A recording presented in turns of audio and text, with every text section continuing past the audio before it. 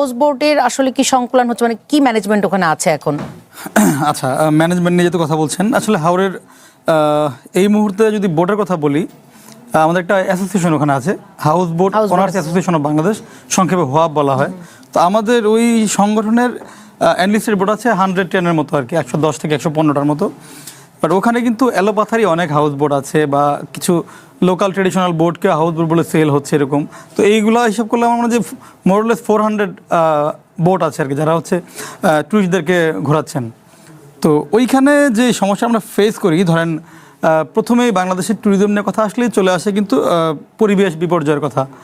একদম নর্মালি কিন্তু এটা হওয়ার কথা না, যে ট্যুরিজম যারা করি আমরা কিন্তু আমরা প্রত্যেকেই পরিবেশকে প্রকৃতিকে ভালোবাসি বলেই আঙুলটা আপনাদের দিকেই যায়। হ্যাঁ, সেটার জন্য আমি দায় নিয়েই আনসার দিচ্ছি যে যখনই ট্যুরিজম নিয়ে কোনো গল্প আসে সেখানেই হচ্ছে আমরা দেশ নষ্ট করে ফেলছি, নদী নষ্ট করে ফেলছি, হাওর, সেন্ট মার্টিন, কক্সবাজার, সাজেক সব নষ্ট করে ফেলছি।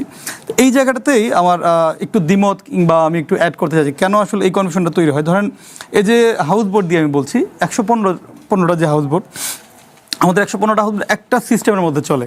সিস্টেমটা কি? একদমই নো পলিউশন থাকবে। আমাদের টোটাল প্রত্যেকটা বোর্ডের রুলস হচ্ছে কোনো পলিউশন আমাদের বোর্ডের মাধ্যমে হলে একটা জরিমানা, এটা আর্থিক হোক কিংবা কিছু বোর্ডকে 1 মাসের জন্য বন্ধ করে দেওয়া আমাদের আসলে রেকর্ড আছে। সেটা অ্যাসোসিয়েশন করছে, আমরা করছি, গভর্নমেন্ট না। এটা টোটালি আসলে আমরা আমাদের মতো করেই করছি। এবং এখন যেটা হচ্ছে যে ধরেন এই যে 100 বা 115টা যে হাউস বোট, তারা কিন্তু সকল কিছু মানছে যতটুকু সম্ভব। এই প্রতিকূল পরিস্থিতির মধ্যে যতটুকু সম্ভব আমরা, যেমন আমরা কোথাও কখনোই আমাদের যে বোটগুলো দেখবেন যে কখনোই নদীতে কোনো কিছু ফেলছে না, হাওরে কিছু ফেলছে না। ইভেন আমরা হাওরের যে মেইন ওয়াচ টাওয়ার, ওখানে কিন্তু আমরা নৌকা নিয়ে এখন যাচ্ছি না। এমনকি পানির বোতলের সময় তো ক্যারি হচ্ছে না, আমরা এখন পানির বোতল আসলে ক্যারি করছি না। আমরা যেটা হচ্ছে সিঙ্গেল ইউজ প্লাস্টিক, যেটা সেটা টোটালি বন্ধ করে দিয়েছি। তো এই 115টা বোটের বাইরেও কিন্তু আরও 300 বা আরও কম বেশি বোট আছে, তারা কিন্তু কোনো রুলস মানছে না। যেমন আমাদের কোনো বোটে কোনো স্পিকার নেই, কোনো মাইক চলছে না, নিষিদ্ধ। কিন্তু দেখেন একটা বিদেশি যদি আসে কিংবা একজন মানুষ ঢাকা থেকে গেল, তিনি তো জানেন না আসলে এখানে কার বোট কোনটা, কে হাউস বোট ওনার অ্যাসোসিয়েশনের, কে বাইরের। উনি যখন গিয়ে দেখবেন যে একটা শোরগোল, একটা ওয়ান টাইম প্লেটের একটা পুরো বাসস্থান হয়ে গিয়েছে। এখন ক্যারি করে সাউন্ড বক্স, পর্যটক যারা যান তারাও এখন ছোট ছোট মিনি সাউন্ড বক্স ক্যারি করে। পর্যটক আসলে সেটা ধরেন খুবই মাইল্ড সাউন্ড হলে আমরা অ্যালাউ করি, খুবই মাইল্ড যদি হয়।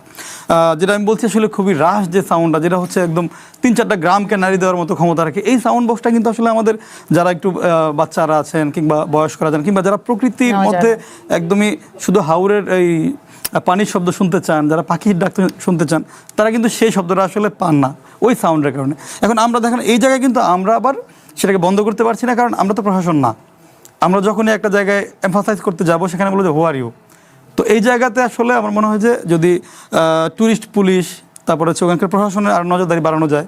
আমরা গত বছর নিজেরা সেফটি সিকিউরিটির জন্য নিজেরাই আনসার নিয়োগ করেছিলাম আমাদের সংগঠনের ওন ফান্ড থেকে আর কি।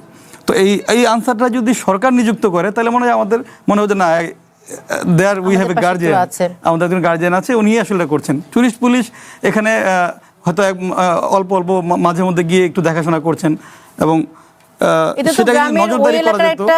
অভাবী মানুষও এতে করে তারও তো ইনকাম হয়। যদি এখন আপনি দেখেন টাঙ্গুয়া হাওর, যে শুধু টাঙ্গুয়া হাওর না, ওই সুনামগঞ্জ অঞ্চলের টোটাল কিন্তু আপনার পরিস্থিতি চেঞ্জ হয়ে গিয়েছে অনেকটা ট্যুরিজমের উপর নির্ভর করে। কারণ সেখানে এখন এই আমাদের যে হাউস বোটগুলো, এটা কিন্তু আমি কমিউনিটি বেসড ট্যুরিজমের একটা উদাহরণ দিতে পারি। কারণ হচ্ছে ওখানে যে বাবুর্চি থেকে শুরু করে যারা বোট চালায়, যারা স্টাফ, 90% মানুষ কিন্তু ওখানকার মানুষ, যারা হচ্ছে আগে হয়তো বা কোনোভাবে ট্যুরিজমের সাথে সম্পৃক্ত ছিল না, হয়তো খুবই লিমিটেড আয়ের মধ্যে ছিল। এখন কিন্তু তারা জীবনযাত্রা কঠিন, জি খুবই কঠিন, যেহেতু প্রায় 6 মাসের মতো সময় ছোট ছোট গ্রাম, সবটাই নদী বা হাওর বন্দি থাকে।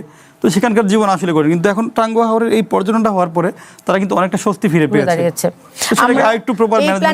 যেহেতু হাওর আসছে, আমি রিভার ট্যুরিজমে মোটামুটি আপনি উদ্যোক্তা বাংলাদেশে, রিভার ট্যুরিজমে কি অবস্থা? ধন্যবাদ। আমি